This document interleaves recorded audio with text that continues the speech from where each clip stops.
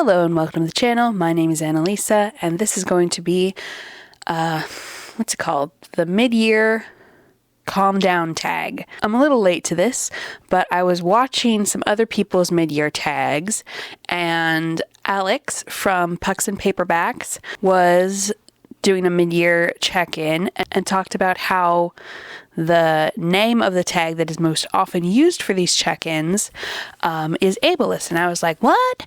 And so I looked up the term and found a really good blog post that kind of breaks down its history. And so I'm going to link that below for you if you're wondering about it. Since I have no particular attachment to that tag, and I've done it like a bunch of times every year, and Alex used another tag called the mid-year calm down tag in conjunction with the usual tag, I thought I'll just switch over to that other tag because it actually has really fun questions that would be interesting after doing the other same tag for so many years in a row.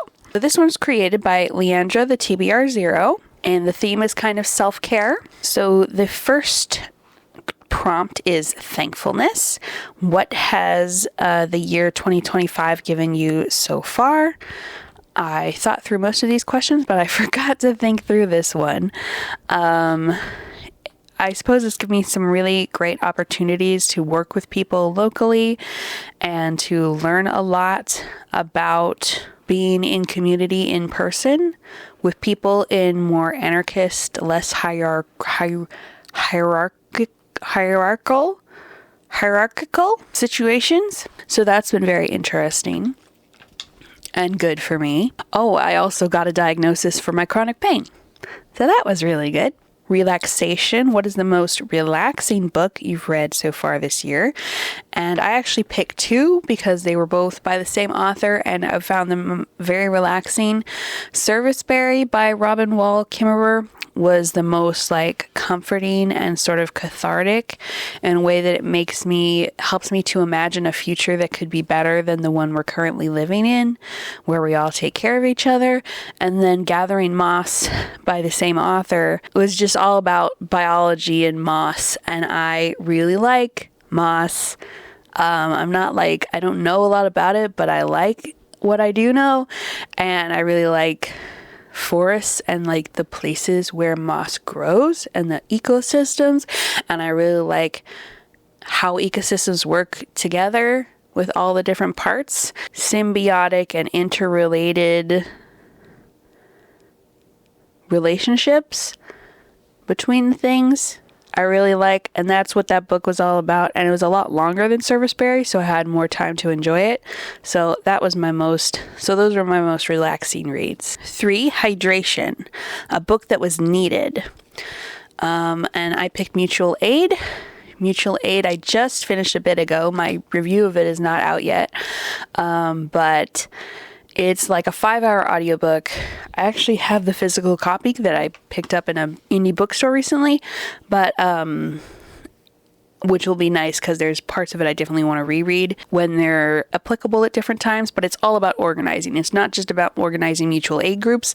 It's about organizing in general through an anarchist lens, so very non-hierarchical, and that is exactly what I'm interested in, and is very applicable to the stuff that I'm currently doing. Yeah, all about working in groups and solving disagreements and conflict and making decisions, making sure that nobody's overworked, things like that. Really great. Highly recommend. Queer Liberation Library has it as an audiobook. Number 4, Nourishment. What is a book that energized you? And I picked Someone You Can Build a Nest In, which I also haven't reviewed yet. Asexual romance. I would say that both the main characters are asexual, in that one of them is a shapeshifter who for whom sex/reproduction works in a totally different way. The other character is a human who is asexual, and I really love that, and it was really great. It was really, really dark, but it was also really great, and it made my asexual feelings happy. Number 5, familiarity. Who's an author you return to? I picked Mira Grant because I read Feed by her a while ago, and it was really good, and I have read from Mira Grant as Mira Grant before, but also the Mira Grant is a pen name for Shauna Maguire, who I've also read from and enjoyed. Number 6, Healthy Risk, a book from out of your comfort zone. I picked A World Within because even though I always try to read indie published books, and I think this one specifically self-published, I end up DNFing a fair amount of them because they are not well edited. And so it's always a bit of a risk to try a new indie author that I have not tried before. Danny Finn was new to me, and I tried this book, and it was really good. So I'm really glad that I tried this book, and it did really encourage me because I read several really good self-pub books in a row back during the month I read that one in. So that was really encouraging for me to read more of those throughout the year by having good experiences early on. Number 7, reflection. What are some changes in your taste this year? I would say my ratio of how much I'm into fantasy versus romance, my two favorite genres, changes every year, but also every month. So as I'm cycling through, I'm like, I'm in a fantasy mood now. Now I'm in a romance mood. I try to read romances and I don't enjoy them because I'm not in the mood. So definitely I've gone back and forth a few times with that. And right now I would say I'm actually in a fantasy mood, which takes a little more energy than the romance mood. That's when I want to read, nothing else will do. Detox, a book/habit that you're leaving behind. I decided to leave behind, as in take off my list of things that I'm currently reading without finishing it, Bound by Ancient Blood. This one is by an indie author who I follow on a few different social medias, and I really like her as a person, and I also really like her first book, but she's talked about some things that happen in the second book that are really things that I do not like, and I'm not upset that she spoiled them. I'm upset that because I just don't want to read those things. So I'm going to just let this book go and not try to read it because it'll just make me upset. Positivity. What do you anticipate for the rest of the year?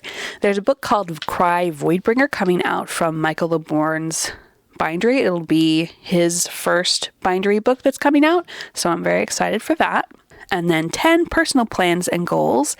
I will be vending at a craft fair type situation for the first time for myself. I've done it as a fundraiser for Gaza before, but I've never done it with just my own crafts where I was the only one to disappoint before. So I'm looking forward to that as well. It's nerve-wracking, but not nearly as much as the last one was.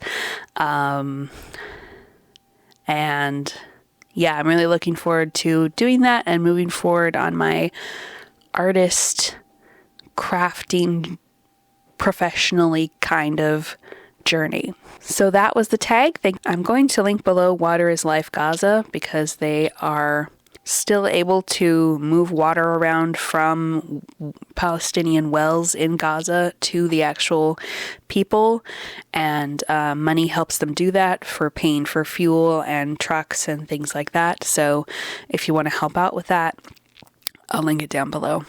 Thank you so much for watching, and I'll see you in the next video. If you'd like to leave an emoji, how about something foresty? Have you seen this shirt? It's got a forest on it, and then it says at the bottom, "Into the forest I go to lose my mind and find my soul." Bye.